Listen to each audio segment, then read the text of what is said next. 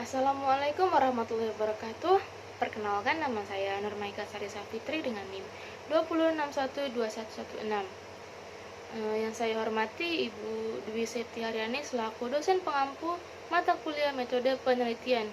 Baik, izinkan saya untuk mempresentasikan hasil proposal saya yang berjudul Pengaruh Telemanajemen dan Knowledge Management terhadap kinerja karyawan di PT Bank Tabungan Negara Persero Tanjung Pinang.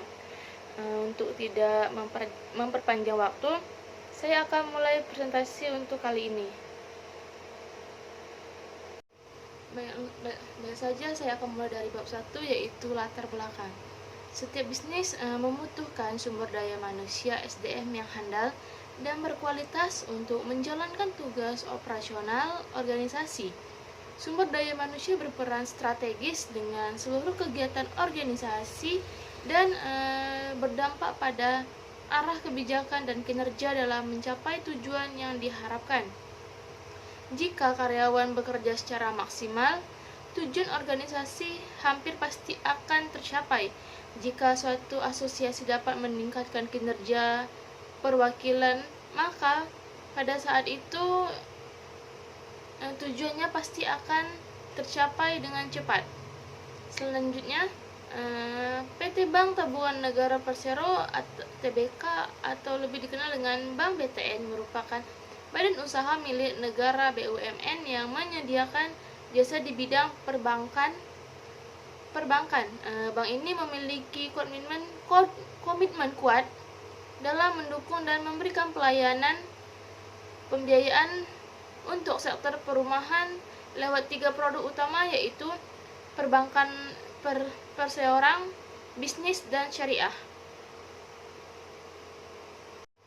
Selanjutnya ada rumusan masalah. Berdasarkan latar belakang di atas, maka perumusan masalah dalam penelitian ini adalah apakah talent manajemen dan knowledge management berpengaruh pada kinerja karyawan di kantor cabang Bank BTN Tanjung Pinang. Kemudian ada batasan masalah. Batas masalahnya adalah yang pertama, dalam penelitian ini yang menjadi objek penelitian adalah talent management dan knowledge management yang terdapat kinerja karyawan di kantor cabang Bank BTN Tanjung Pinang. Yang kedua, penelitian ini peneliti hanya meneliti beberapa talent management dan knowledge management terhadap kinerja karyawan di kantor cabang Bank BTN Tanjung Pinang. Selanjutnya ada tujuan penelitian. Berdasarkan rumusan masalah sebagaimana yang telah dikemukakan oleh penulis, maka dalam hal ini yang menjadi tujuan dilaksanakannya penelitian ini adalah untuk mengetahui pengaruh talent management dan knowledge management terhadap kinerja karyawan di kantor cabang Bank BTN Tanjung Pinang. Selanjutnya bab 2 atau landasan teori. Yang pertama adalah talent management. Talent management dapat didefinisikan sebagai pengembangan, mempertahankan, dan menempatkan orang yang tepat di tempat yang tepat. Dengan demikian, talent management berkaitan dengan mencari orang yang tepat dengan keterampilan yang tepat untuk posisi yang tepat juga. Semakin tingginya perhatian perusahaan terhadap talent management, maka untuk mendapatkan karyawan yang bertalenta tinggi bisa mencari di luar maupun dari pelatihan dan kaderisasi menurut Busro 2018. Kemudian indikator talent management ada 3 menurut Ponco Prianoto 2022.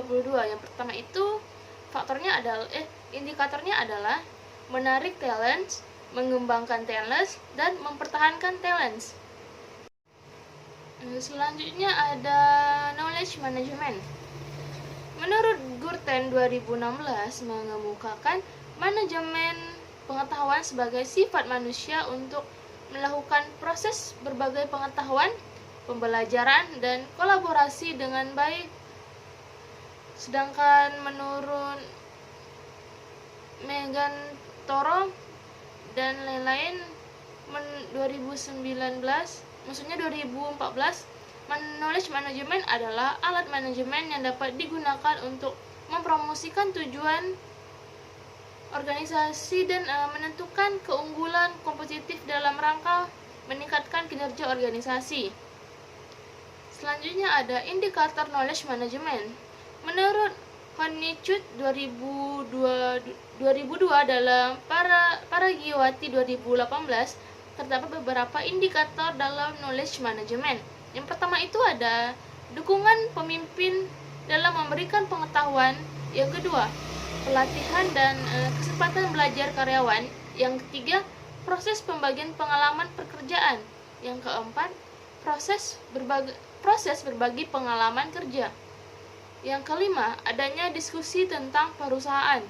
Yang keenam, keterampilan pengetahuan teknologi. Yang ketujuh, pemanfaatan teknologi sebagai pengetahuan. Dan yang terakhir, kedelapan adalah fasilitas dan penunjang pengetahuan. Selanjutnya ada kinerja karyawan. Menurut Hasibuan 2016, kinerja adalah hasil kerja seseorang dalam melaksanakan tugas yang dibebankan kepadanya berdasarkan kecakapan, pengalaman, kesungguhan, dan waktu. Kinerja merupakan hasil dari motivasi dan kemampuan untuk menyelesaikan suatu tugas ataupun pekerjaan, di mana seorang karyawan harus memiliki tingkat kemampuan dan kemampuan tersebut menurut Faisal 2015. Selanjutnya ada indikator kinerja kinerja karyawan. Yang pertama itu menurut Robin 2016, indikator kinerja merupakan alat untuk mengukur sejauh mana pencapaian kinerja seorang karyawan. Berikut beberapa indikator untuk mengukur kinerja karyawan. Yang pertama ada kualitas kerja, yang kedua ada kuantitas, yang ketiga ada ketepatan waktu, yang keempat ada efektivitas, dan yang kelima ada kemandirian. Selanjutnya ada bab 3 atau metodologi penelitian. Nah, jadi jenis penelitian ini saya menggunakan metode kuantitatif. Kemudian jenis datanya itu ada data primer ataupun data sekunder. Data primer adalah seperti wawancara, kuesioner, dan lainnya. Sedangkan data sekunder ini adalah data yang didapatkan dari artikel, buku, jurnal, dan sebagainya. Kemudian ada teknik pengumpulan data. Yang pertama itu saya membagikan kuesioner kepada karyawannya.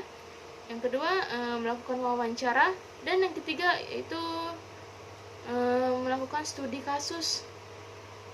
Maksudnya studi kepustakaan. Yang keempat ada populasi dan sampel. Nah, populasi ini ada 31 orang dan sampel atau sampling jenuhnya itu 30 orang juga. Baiklah, selanjutnya ada uji kualitas data, yaitu uji validasi dan uji reliabilitas. Yang kedua ada teknik pengelolaan data. Yang pertama itu editing atau pengeditan. Yang kedua itu ada coding atau pengkodean. Yang ketiga ada scoring atau pemberian skor. Yang keempat ada tabulating atau tabulasi. Yang selanjutnya adalah uji asumsi klasik. Yang pertama itu ada uji normalitas. Yang kedua itu ada uji heteroskedastisitas. Yang ketiga itu ada uji multikoliniaritas. Selanjutnya ada teknik analis data. Kemudian ada uji linear berganda. Kemudian ada uji hipotesis. Itu aja ada uji T. Yang kedua ada uji koefisien determinasi R squared. Baiklah, demikian presentasi dari saya. Saya mohon maaf jika ada kesalahan. Saya akhiri dengan wabillahi taufiq hidayah. Wassalamualaikum warahmatullahi wabarakatuh.